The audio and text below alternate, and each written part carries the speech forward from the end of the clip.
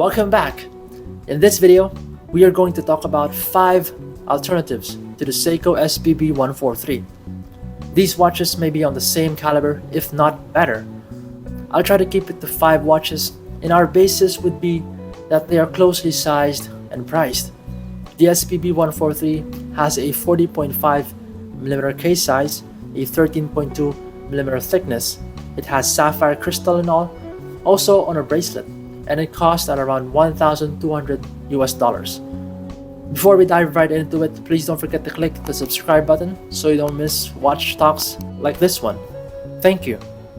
The first watch on our list is a watch that I put here because obviously it is one of the most predictable suggestions, the SPB317, also known as the Slim Willard or Slim Turtle. It is a watch that has a deep history together with this SPB143. Both are reissues from the past and are now made in modern cases with modern movements. The SPB317 is a great alternative. It has a 41mm case size and is thinner than the SPB143, only at 12.3mm. Still, the thinnest dive watch Seiko has made. Even the SJE093, the 62 mass, still has a 12.5mm case size. The price on this one is at $900 US, and it only comes on a silicone strap. However, the SPB315 or 313, the ones with the gold accents and the white dial, cost a lot more at $1,100 US, and they come with a bracelet. Still cheaper than the SPB143 and a good alternative. But the SPB317 is a plain black dial, and I think at the extra $300 you have, you can just get an aftermarket bracelet and it would look like a champ already. Again, they both have the same 6R35 movement, so you won't be missing a lot from the SPB143, except for that beautiful gray dial. At number 2, we have Doxa. Doxa is a watch brand that has a prominent history with dive watches, and the Doxa Sub 200 is one of those models that would compete closely with the SPB143. It has a case diameter of 42mm and a case thickness of 13.8, which is thick and large in all aspects as compared to the SPB143. It also has a 200-meter water resistant sapphire crystal, and the bezel has a sapphire inlay in it. The price is closed at around more or less $1,000 US. It has an ETA 2824-2 movement, a reliable and proven movement used by many Swiss watch manufacturers. These ETA movements have a 4-grade category for each movement, and it depends on if it has been adjusted in 2 positions, 3 positions, 5, or chronometer grade. This one may be the elaborated grade, which is at ±7 seconds a day to ±20 seconds a day. It only has 38 hours of power reserve, way less than the 70 hours of the 6R35, but some might not complain as it might keep better time than the 6R movement. The watch has a classic diver look to it, and I like how Doxa has unique names for each color of the watch. They don't just name it yellow or white, but they call it Diving Star for yellow and White Pearl for white.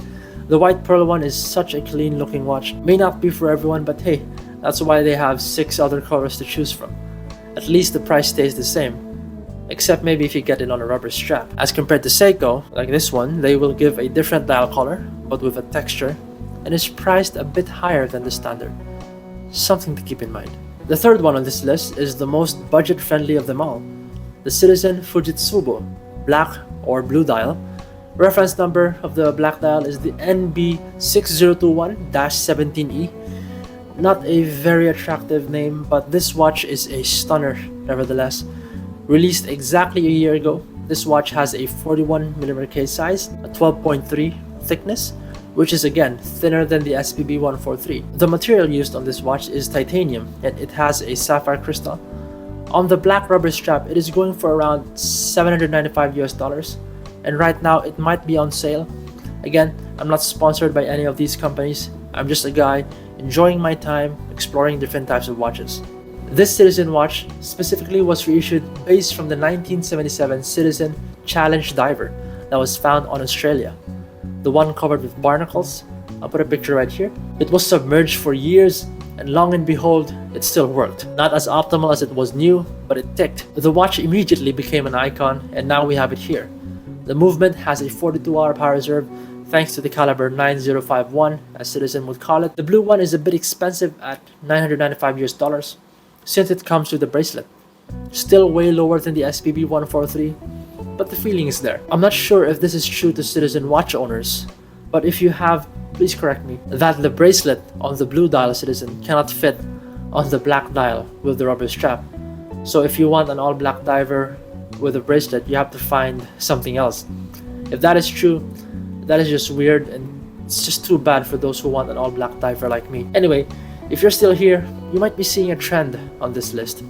These watches might pass as skin divers, since they're smaller than the usual large divers and have a minimum of 100 or 200 meters of water resistance.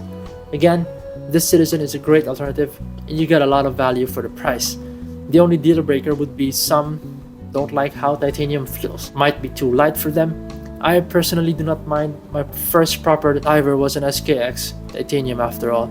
Fourth one on this list is the Certina DS Action Diver 38mm. This watch also has several variants, and I believe the titanium one looks great too. The price on this is at around $850 to $900, which is quite impressive since it has the Powermatic movement, which has 80 hours of power reserve and is 10 hours more than the SPB143. The case size is at 38mm, which the name suggested, and the thickness is at 12.2mm. Again, way thinner than the SPB143 and way smaller.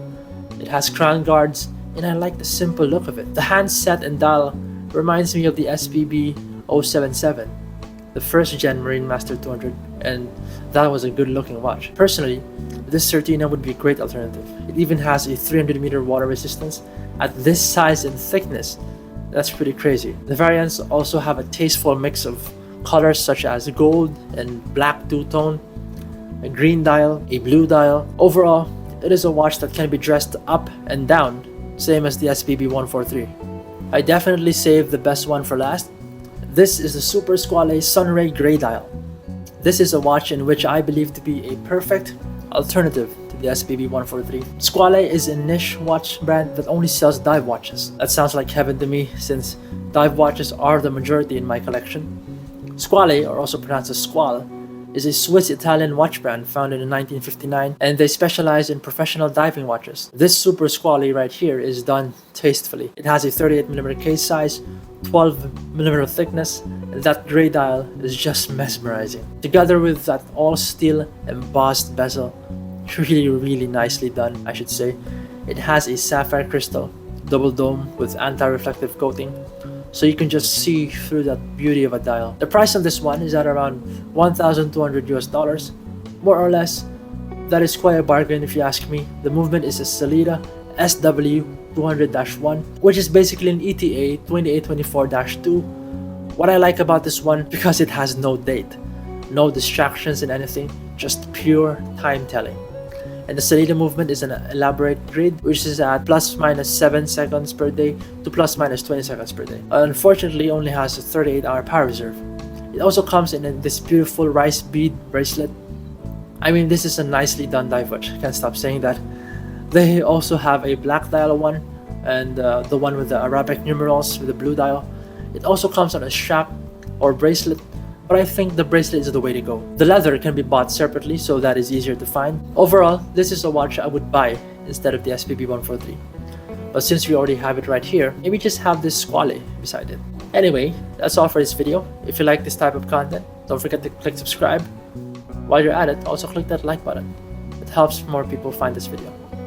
I will see you soon. Stay safe.